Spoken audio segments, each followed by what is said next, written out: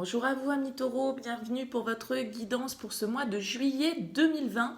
On va aller voir les énergies qui peuvent vous entourer sur ce mois de juillet avec différents tarots, différents oracles. Je vous rappelle que c'est un message général, donc bien évidemment ça ne parlera pas à tous les taureaux qui vont regarder cette vidéo. Ne prenez que ce qui fait écho à votre situation, ce qui résonne avec vous. Vous pouvez aller voir votre signe ascendant, votre signe lunaire pour avoir éventuellement d'autres messages, des compléments d'information. Et si vous souhaitez vraiment une guidance personnalisée, je vous invite à me contacter sur mon mail. Je fais toujours une consultation préalable avant tout paiement de consultation pour vérifier qu'on est bien sur la même longueur d'onde et que je capte bien votre situation. Donc n'hésitez pas à me contacter. Voilà, pour qu'on puisse échanger. Et voilà, retenez que ce sont des énergies générales, c'est ça qui est important parce qu'on ne va pas tous vivre la même chose au même moment, c'est évident. Ce sont des énergies, donc c'est aussi à vous de savoir les utiliser, ces énergies. Quand on nous parle d'opportunités qui peuvent se présenter, évidemment, ça sous-entend aussi de les saisir, etc. Ça sous-entend aussi un peu passer à l'action, car rien n'arrive sans un minimum d'action de votre part. Alors, on va commencer avec le Rider-Waite. On va voir le message pour vous, les taureaux, pour ce mois de juillet 2020.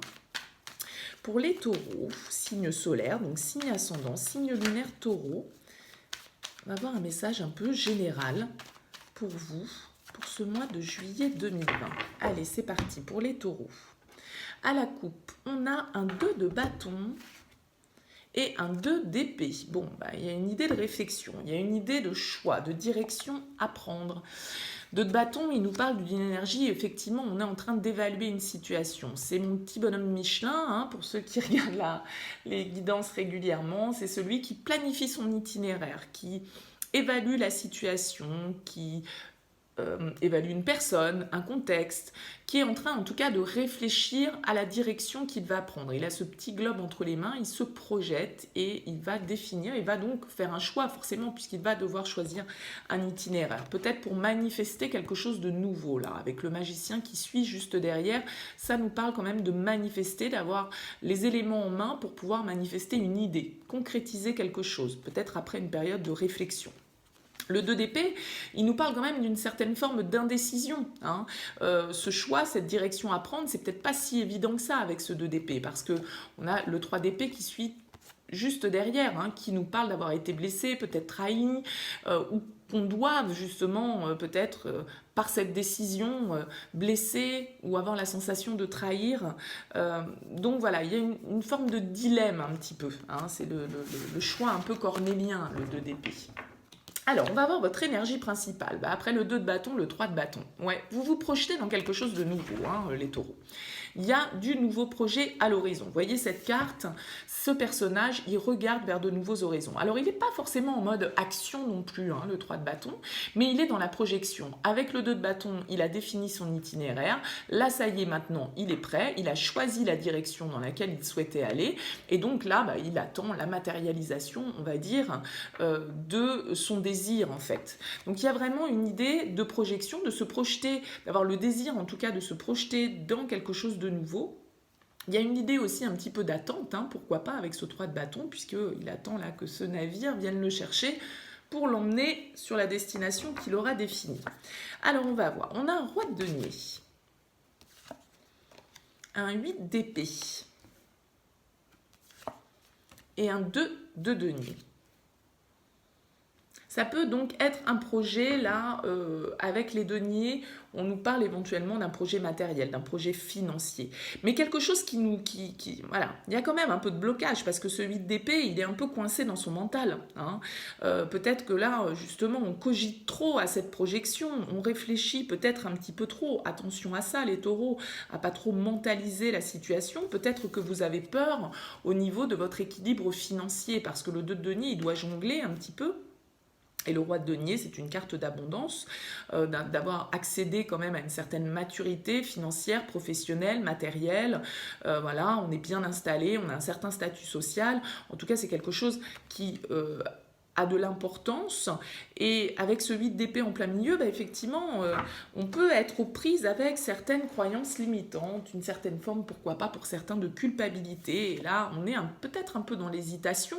On a vu qu'on avait le 2 de bâton, on avait le 2 d'épée à la coupe, et là on a un 2 de denier. Donc il y a vraiment cette histoire quand même de dualité, hein, de peser le pour et le contre, d'être dans une certaine forme d'hésitation, une certaine forme de choix à effectuer probablement pour vous les taureaux là sur ce mois de juillet. Ce qui peut vous freiner, le 10 de denier. Donc encore des deniers. Ce qui peut vous freiner, c'est soit un manque de stabilité financière, hein, soit peut-être justement de devoir renoncer à une certaine forme de stabilité financière. Ça peut être l'un comme ça peut être l'autre. On voit que vous êtes à la recherche de cet équilibre. Donc peut-être que votre défi, ça va être effectivement de stabiliser votre situation financière, ou en tout cas de trouver l'abondance nécessaire, parce qu'avec le 10 de denier sur le roi de denier, on est quand même dans une carte d'abondance, mais c'est votre défi. Hein.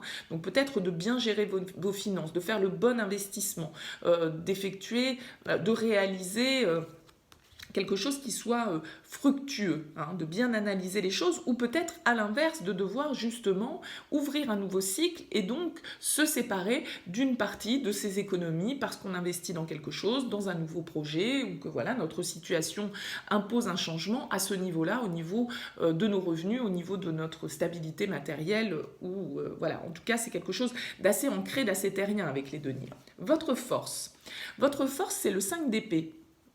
Votre force, ça va être de réussir probablement à être clair dans ce que vous allez dire, mais peut-être, malgré tout, alors de vous imposer, parce que le 5 d'épée, c'est plutôt une carte de conflit à la base. C'est plutôt une carte qui nous parle de conflits avec l'extérieur ou de conflits intérieurs, de conflits mentaux. Pourquoi pas, hein, parce que vous avez quand même le 8 d'épée, mais enfin, si c'est votre force, si c'est ce qui va vous aider, alors soit là, vous allez devoir rentrer dedans pour votre nouveau projet, pourquoi pas, mais ça peut être justement de réussir à équilibrer suffisamment les choses avec ce 2 de denier pour que le conflit n'éclate pas, pour maintenir ce conflit, pour apaiser le mental, apaiser les tensions. Hein. Ça peut être lu dans les deux sens, bien évidemment. À vous de voir comment ça fait le plus écho à votre situation. Et en finalité, on a quoi? En finalité, on a un 10 de bâton. Donc, vous clôturez, là, sur ce mois de juillet, un cycle. 10 de denier, 10 de bâton. Le 10 de bâton, il est arrivé, là, vous êtes avec l'énergie du 3, vous vous projetez. Le 2 de bâton, vous avez évalué une situation, et là le 10 de bâton, et ben voilà, ça y est, vous arrivez au bout. Vous avez fait les efforts nécessaires, vous êtes peut-être un petit peu fatigué par toute cette situation, parce que le 10 de bâton, il nous parle de fardeau, d'oppression, de beaucoup de responsabilités. Peut-être que vous avez dû jongler avec beaucoup de choses en même temps pour pouvoir réaliser cet investissement, pour pouvoir tenir en équilibre votre situation, pour réussir à vous projeter de nouveau dans de nouvelles énergies. Bon, voilà, en tout cas, ça vous a demandé de l'énergie probablement, mais là, avec le 10, vous arrivez au terme de quelque chose pour pouvoir justement probablement matérialiser, manifester, comme on le voyait avec ce magicien, quelque chose que vous avez à l'esprit et vous le passez à la matière avec tous ces deniers qui ressortent dans votre tirage. Il y a cette idée-là qui ressort pour vous. Je pense que vous avez pris un temps de réflexion important par rapport à ce projet, ce qui vous tient à cœur. Vous voyez comment ça vous parle. Ça me parle quand même pas trop de relations parce que j'ai pas de couple. Donc moi je pense que c'est plutôt un projet d'investissement, un projet professionnel, un projet matériel, qu'importe. En tout cas, il y a cette idée d'avoir dû faire des efforts probablement pour pouvoir obtenir là peut-être les finances nécessaires à la réalisation de votre projet, le soutien.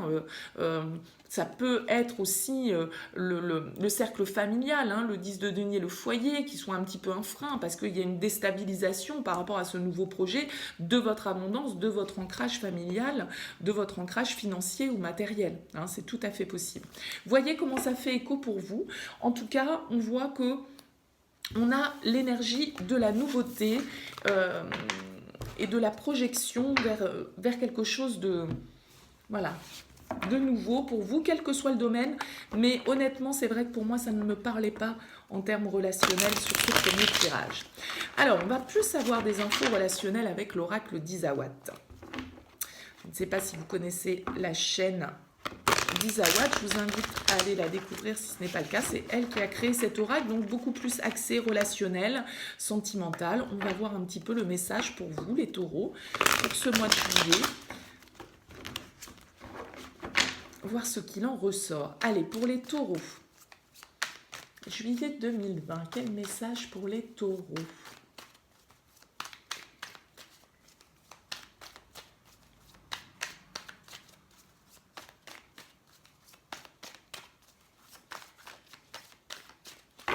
Allez.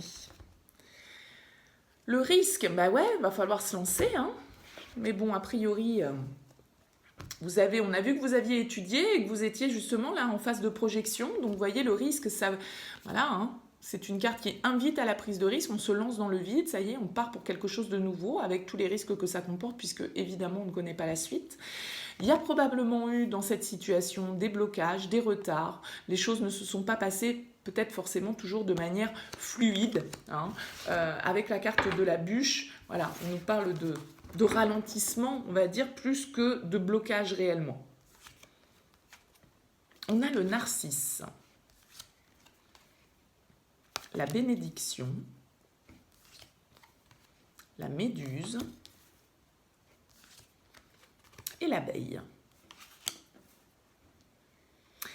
Là, cette première ligne, elle me parle vraiment de travail sur soi et d'amour de soi. Parce que le narcisse, c'est ça, c'est l'amour de soi-même en priorité. Je pense que là, certains taureaux sont peut-être en train ou ont effectué un travail un petit peu peut-être spirituel, en tout cas un travail intérieur, travail de réflexion. On voyait qu'il y avait l'ermite tout à l'heure dans le Rider-Waite. Il y a cette idée effectivement de recherche spirituelle, de travail intérieur, d'aller chercher les réponses à l'intérieur de soi, de prendre un temps de réflexion. L'abeille, elle travaille sur elle. Et la méduse, bah forcément, c'est une situation qui pique un petit peu. Alors soit c'est ce travail qui a demandé effectivement peut-être d'aller réveiller certaines petites blessures. En tout cas, avec la bénédiction, il y a un côté très spirituel, il y a un côté très guidé sur cette situation. On a le hibou qui nous parle de sagesse, de retrouver peut-être une certaine sagesse, une certaine patience intérieure. Sortir, vous voyez, on a le veau d'or qui est pour moi la même carte que le 8 d'épée dans le tarot, les croyances limitantes, tout ce qui nous limite. Il y a peut-être eu une certaine forme de révélation avec la bénédiction, peut-être quelqu'un qui a pu vous accompagner justement dans ce travail personnel. D'accord, qui peut être spirituel ou tout autre travail personnel, qu'importe. Travailler sur ces croyances limitantes, sur tout ce qui nous freine mentalement, tous les blocages que l'on s'impose à soi-même, parce qu'on est souvent sa propre limite. Ouais, blocage encore, le muret. Le muret, on était là pour certains bloqués dans une situation. Il y a une guérison, vous voyez, avec l'abeille et l'aloe vera.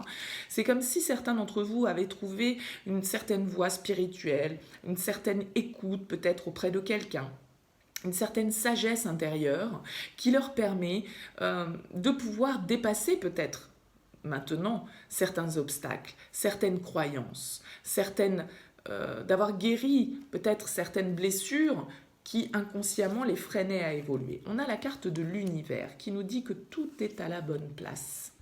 On tourne le dos avec la route, on tourne le dos à ça, on tourne le dos aux croyances limitantes, à tous ces blocages. On passe à l'action, c'est bien. Ouais, il y a une transformation. Là, vraiment, pour vous, les taureaux, il y a guérison, transformation. On passe au-dessus des blocages, on a une compréhension, on retrouve une certaine estime de soi avec le narcisse et la bénédiction. Moi, j'ai l'impression avec le hibou qu'il y a une forme de sagesse autour de vous. Quelqu'un, un peu un guide, c'est pas forcément un guide spirituel, hein, c'est pas un gourou, c'est pas ça, mais quelqu'un qui a une bonne parole, qui sait être à l'écoute, qui a su vous guider un petit peu par son bon sens, par ses éclairages, par la manière de vous accompagner. Ouais, il y a vraiment, vraiment une idée de transformation, la fougère. La foudre, il y a une prise de conscience pour moi. Peut-être un événement, hein, avec la foudre, un événement inattendu, là, qui vient un petit peu mettre à terre vos croyances. Et voilà, un événement qui vous fait prendre conscience avec l'univers, quelque chose que l'univers met sur votre route, quoi, hein, justement pour que vous fassiez tomber ces blocages, qui n'étaient que des blocages mentaux, tout compte fait. Ouais, il y a une idée de réconciliation avec les inséparables, hein. Peut-être pour certains, voilà, qui étaient en rupture, on a cette idée-là de peut-être vouloir se réconcilier avec quelqu'un, mettre fin à une situation pour pouvoir se transformer, pour pouvoir guérir. Il y a vraiment une idée de guérison, de sortir un petit peu des... Avec le yearling, ça peut concerner éventuellement les enfants, les adolescents, ça peut être ça, la réconciliation aussi, hein. Mais le yearling, il nous parle un petit peu des sautes d'humeur, voilà, on a la joie, on passe du rire aux larmes presque avec le yearling. Hein. Peut-être quelqu'un pour certains de plus jeune que vous quand même, avec le Playboy et le yearling, il y a une idée un peu d'immaturité, d'accord? Il y a une idée d'immaturité. Mais là, vraiment, pour moi, il y a une sorte de révélation pour vous. Quelqu'un qui, à vos côtés, va vous permettre, ou si c'est vous, avec vous-même, hein, c'est possible aussi, bien évidemment, mais j'ai comme la sensation qu'on va mettre quelque chose sur votre route qui va vous permettre de passer à l'action, de vous débloquer, de vous guérir, de transformer une situation, de mettre fin là, à une situation. Pour le meilleur, bien évidemment. Hein. Avec l'aloe vera, on nous parle de guérison et la chrysalide, c'est le papillon, hein, c'est la chenille qui se transforme en papillon. On est à soi-même, donc c'est très positif. Assez, on va dire, individuel comme tirage, mais très positif, je trouve, pour vous les taureaux. Une transformation qui s'amorce. Alors, on va aller voir avec l'oracle des miroirs, semaine par semaine, pour ce mois de juillet. Un peu les énergies qui peuvent ressortir pour vous, les taureaux, mois de juillet 2020. Allez, on va regarder déjà pour cette première semaine du mois de juillet. Oups. Allez, les taureaux, première semaine de juillet, qu'est-ce qu'on peut nous dire ?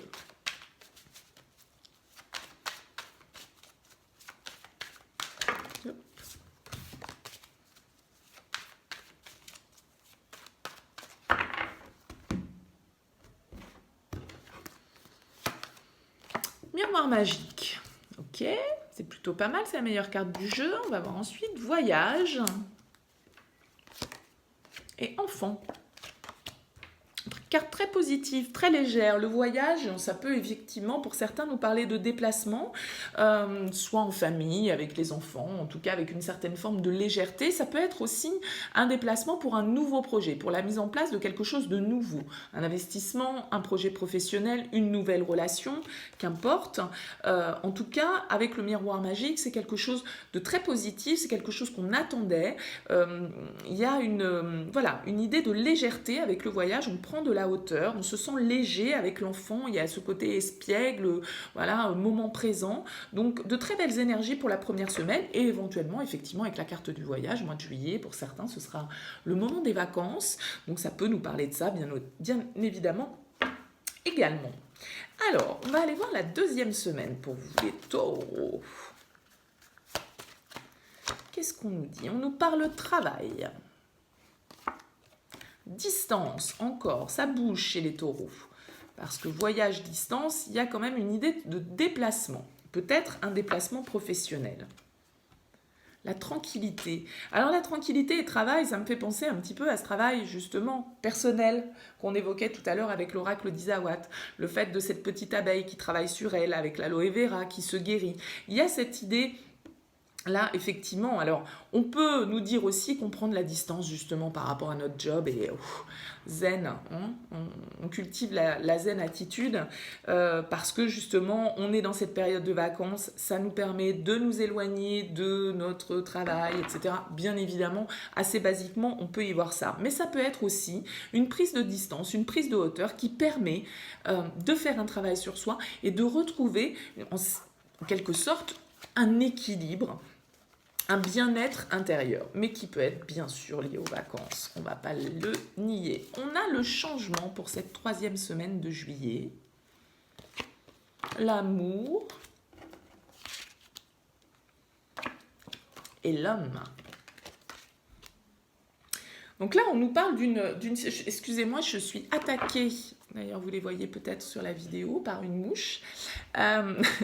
On a une histoire là d'évolution, de situation qui avance, un changement qui s'opère peut-être donc forcément dans une relation sentimentale avec l'amour en plein milieu. Est-ce que c'est un homme qui opère un changement ou est-ce que c'est une action avec la carte de l'homme que vous posez au niveau sentimental et qui apporte un changement dans votre situation?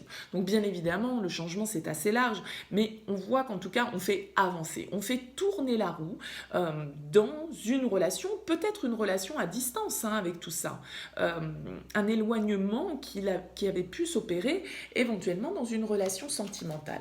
Pour l'instant, vous avez vraiment beaucoup de cartes très positives, les taureaux. On a le compromis, L'hérédité et la naissance. C'est super les taureaux comme énergie pour le mois de juillet. Et le rêve en d'autres decks.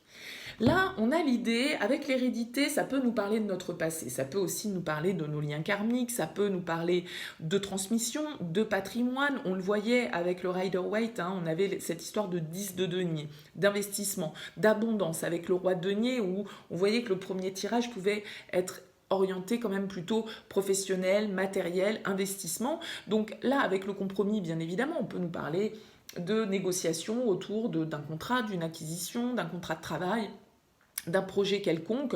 On se met d'accord, on trouve une conciliation, on trouve un terrain d'entente, on discute, on échange à propos peut-être d'un investissement, éventuellement d'un héritage.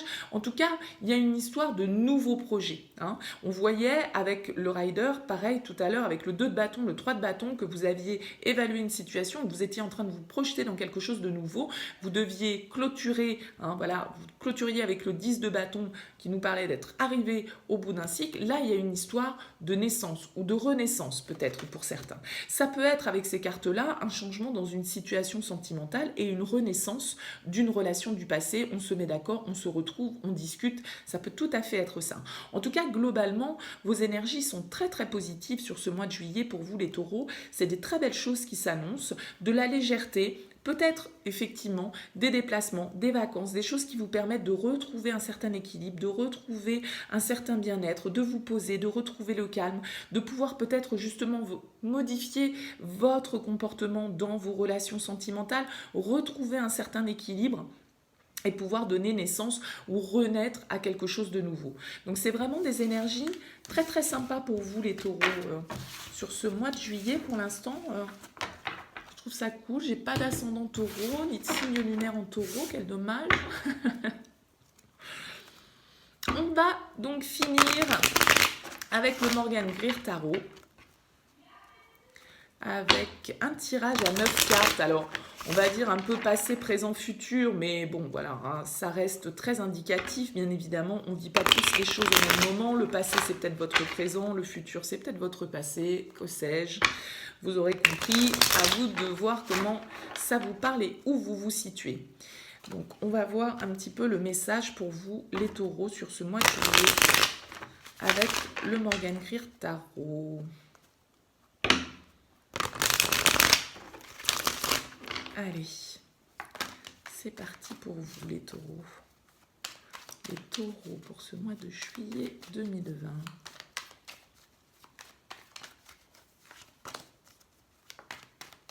Taureau, juillet 2020. Ok, message.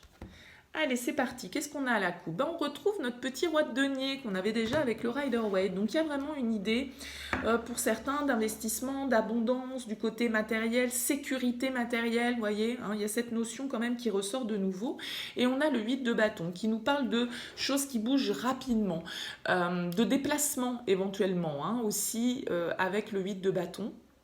De communication, on va voir comment ça ressort dans le tirage. Alors on commence avec quoi? On commence avec le chariot, une arcane majeure, l'as d'épée et le 3 d'épée. Alors là, avec l'as d'épée et le chariot, on sent quand même que on a envie. Il y a comme un éclair un peu de lucidité avec l'as d'épée.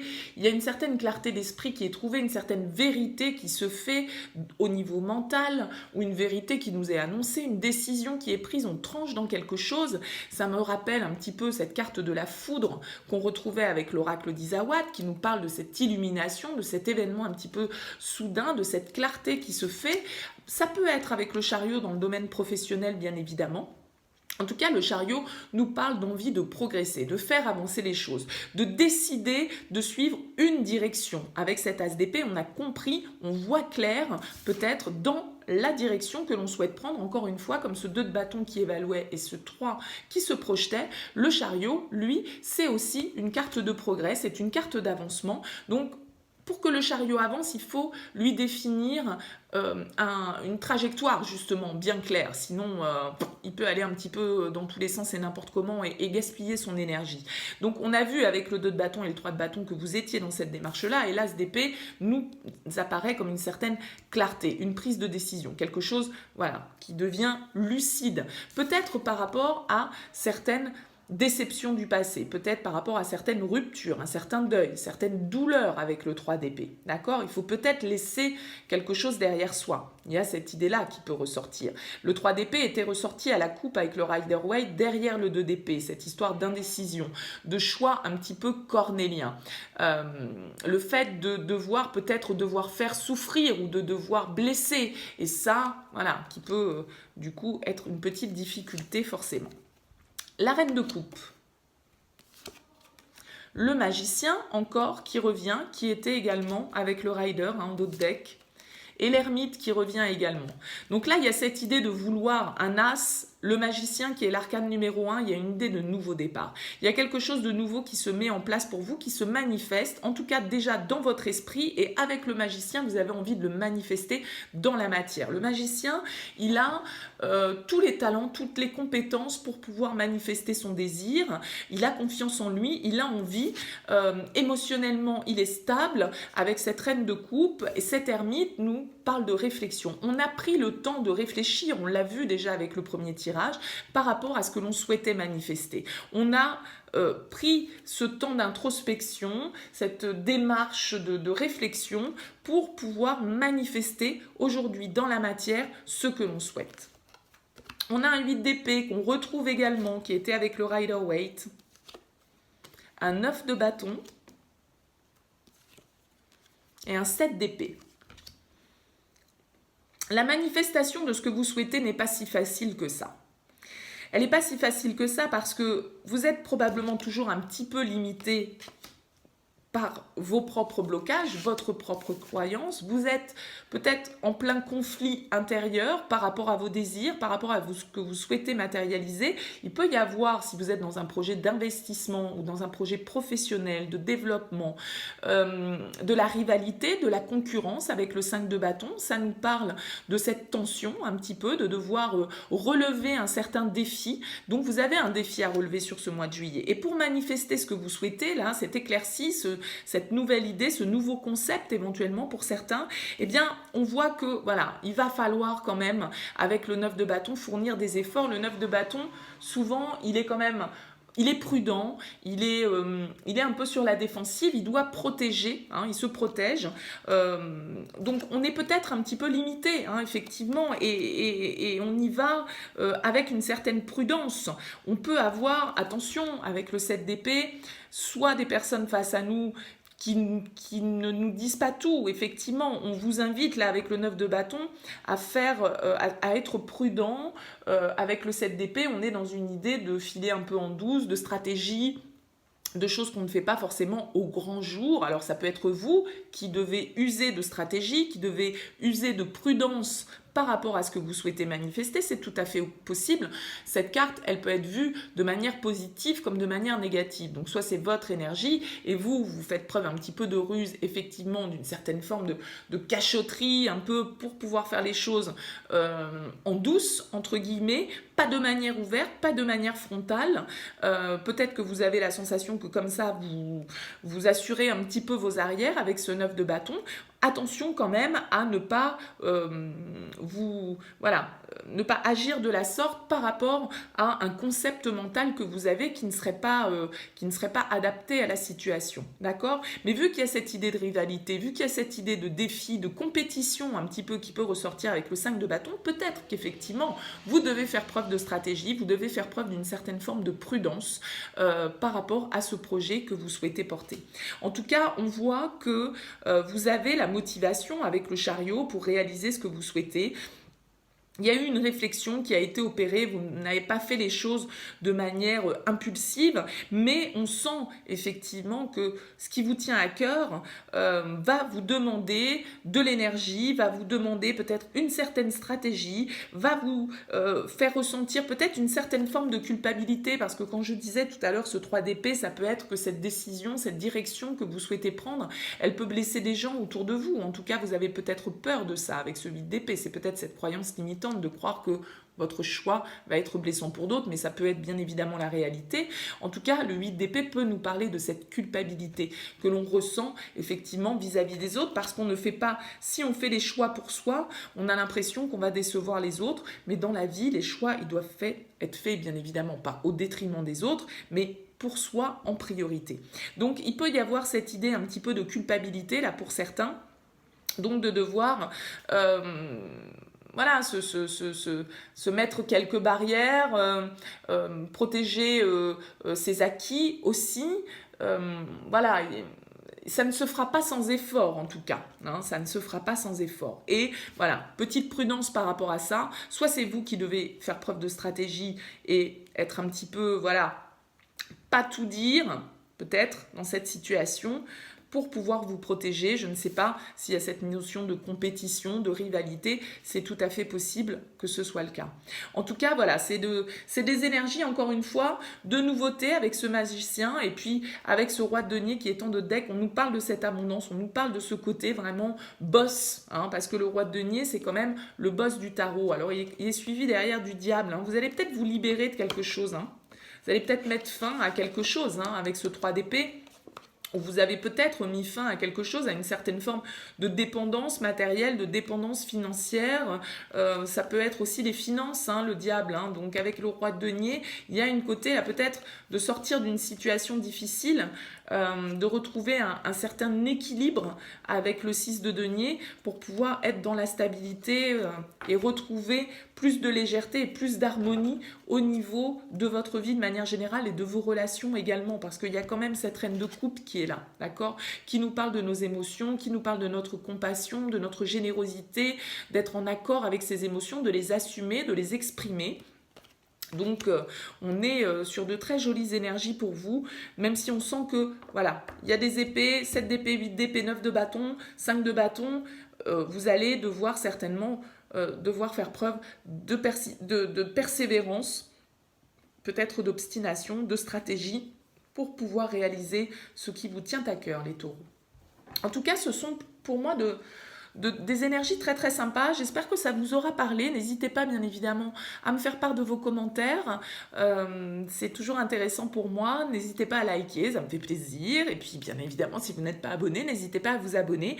N'hésitez pas à me solliciter, à me faire un petit mail si vous souhaitez savoir comment je fonctionne pour les guidances. En tout cas, je vous souhaite un très très beau mois de juillet. Je vous remercie de m'avoir écouté jusque-là. Et puis je vous dis à très bientôt les taureaux.